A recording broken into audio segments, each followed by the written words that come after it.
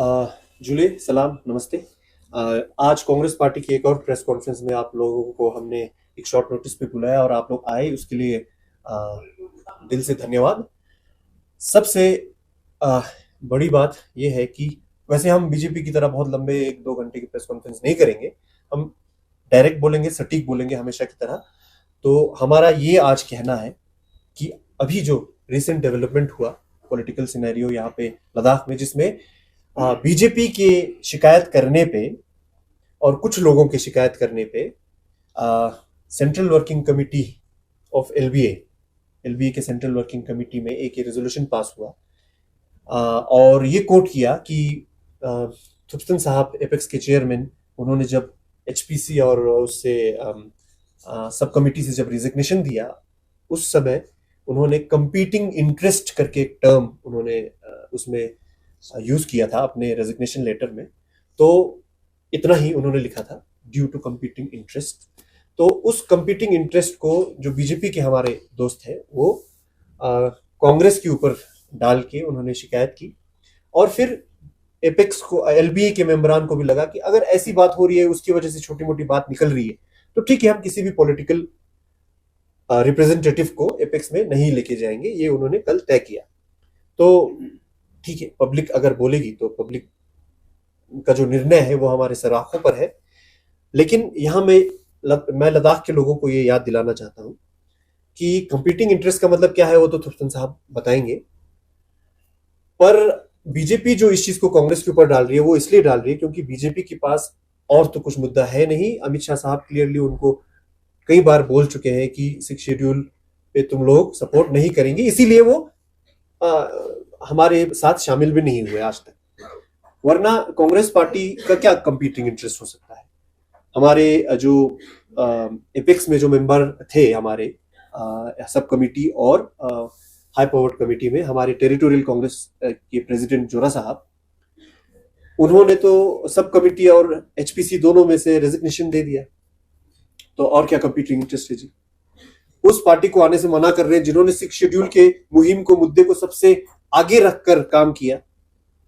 अपने national plenary session में उसके ऊपर पूरे देश के नेताओं से रेजोल्यूशन पास करवाया, पार्लियामेंट में हमारे नेताओं से बुलवाया। राहुल गांधी जी तो एडजॉर्नमेंट मोशन तक ले आए, बीजेपी ने एक्सेप्ट ही नहीं किया। इससे ज्यादा एक पॉलिटिकल पार्टी क्या कर सकती है? एक चीज कर सकती है, वो ये है कि हम इलेक्शन ही ना लड़े, पूरा बीजेपी को थाली पे सजा के दे दे। वो भी हमने पब्लिक के सामने बोल दिया, आप 6 शेड्यूल दीजिए, हम थाली पे सजा के आपको सीट, चाहे पार्लियामेंट्री हो, चाहे काउंसिल का हो, चाहे म्यूनिसिपल हो, पंचायत हो। पंचायत में तो चलो डायरेक्ट पॉलिटिकल नहीं होता, पर बीडीसी हो, किसी में भी हम लोग आपसे कंपीट नहीं करेंगे। कंपीट नहीं करेंगे, बीजेपी के हमारे साथी सुन ले, आपसे कंपीट नहीं करेंगे। ये हम पब्लिक के सामने कई बार बोल चुके हैं। तो क्या कंपीटिंग इंटरेस्ट हो सकता है कांग्रेस का, ये मैं सवाल पूछता हूं।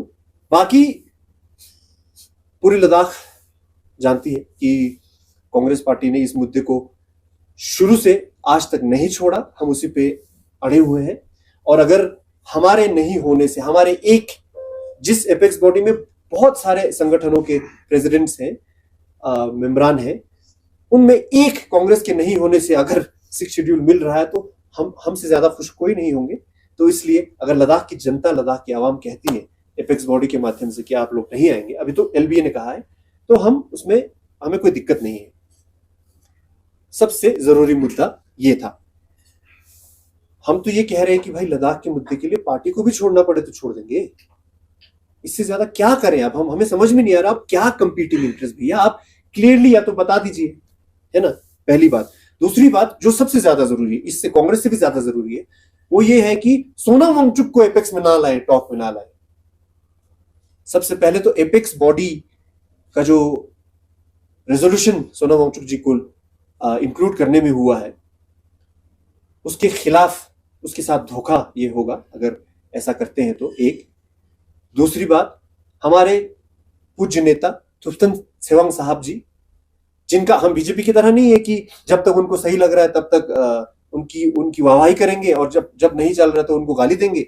हम शुरू से उन्हीं के साथ, उनके लीडरशिप में हम चल रहे हैं।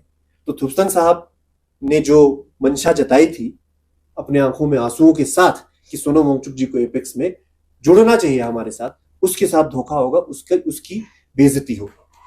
और सबसे बड़ी बात, जिस आदमी ने अपना सब कुछ इस मुद्दे पे लगा दिया, जान तक लगाने के लिए अभी बैठे हुए 35 दिन के अनशन के लिए,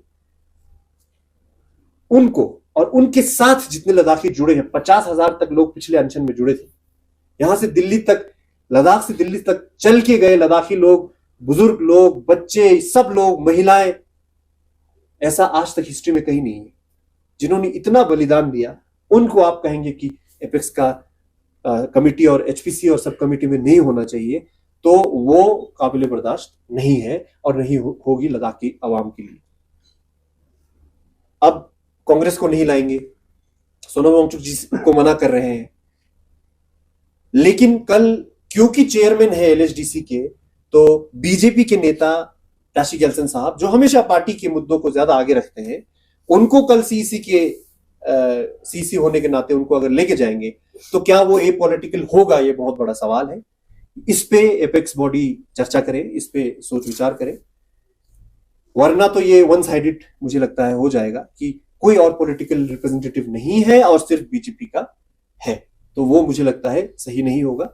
इसीलिए या तो सबको ले जाए या किसी को ना ले जाए, ये सबसे बड़ी बात है। ऐसा ना हो कि लद्दाख के सामने हमारे नेता पहले ये वादा करके गए थे कि 1989 हमारे डोमिसाइल का कट ऑफ रहेगा, अगर उससे बात नहीं बनी तो हम 30 साल के टर्म को लेके आएंगे। ये वादा करके हमारे नेता यहां से गए थे और 15 साल का डोमिसाइल लेके उनको वापस आना पड़ा।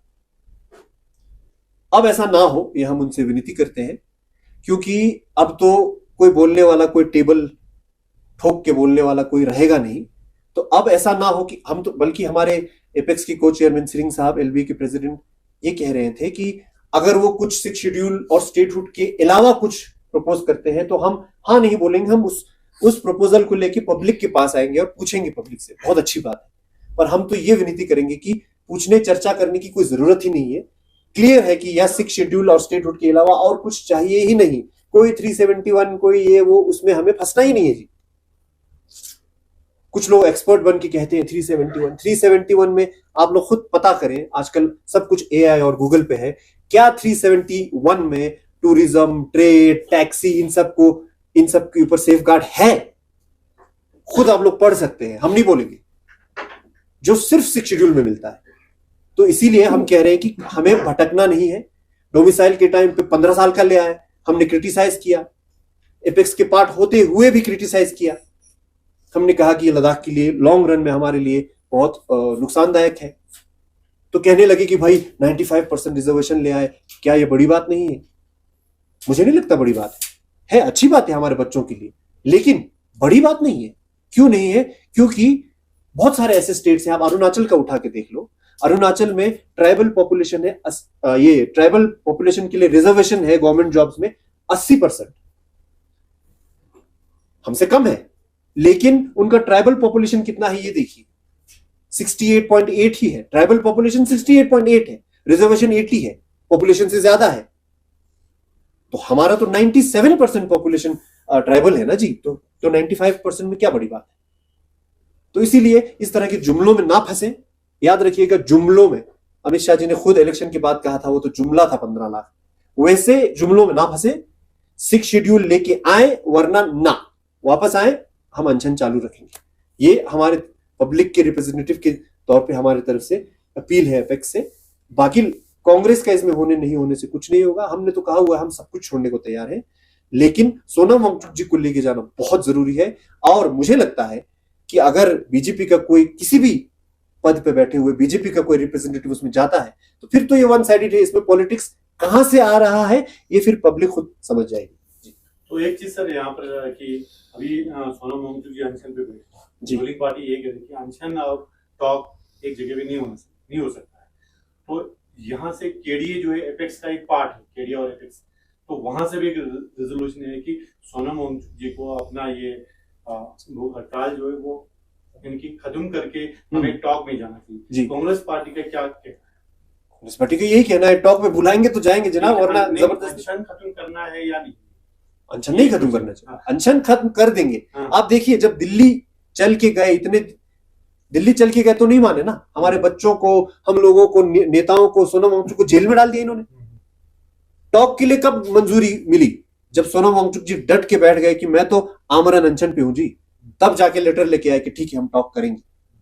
अभी फिर से वो करेंगे तो क्या पता फिर टॉक ना हो, हमारे 35 दिन का स्ट्रीक तो टूट गया ना। तो जब तक टॉक पे ना बुलाए, और टॉक पे बुलाएंगे तो सोनम वांगचुक जी के साथ जाना चाहिए बिना किसी पॉलिटिकल रिप्रेजेंटेटिव के साथ, और अनशन हम तब तक जारी हमें रखना चाहिए जब तक हमें 6 शेड्यूल ना मिले। तो टॉक से अनशन का कोई वो नहीं है, अनशन कंटिन्यू होना चाहिए अब जब तक 6 शेड्यूल ना मिले, क्योंकि हमारा जो अनशन है वो हमारे टॉक्स के लिए नहीं है ना। टॉक्स हुआ तो क्या, टॉक्स के बाद फिर टोपी पहना के वापस भेजेंगे तो क्या हम फिर उसके बाद 5-6 महीने इलेक्शन भर के लिए लोग ये कर रहे हैं, ये हम सब जानते हैं। उसके बाद फिर अनशन पे बैठेंगे। इस बार सोनम वांगचुक जी ने जब हम बोल दिया है कि जब तक 6 शेड्यूल नहीं मिलेगा हम नहीं हटेंगे, तो फिर उन पब्लिक ने जो कह दिया तो कह दिया। क्या कांग्रेस पार्टी इलेक्शन के लिए तैयार है?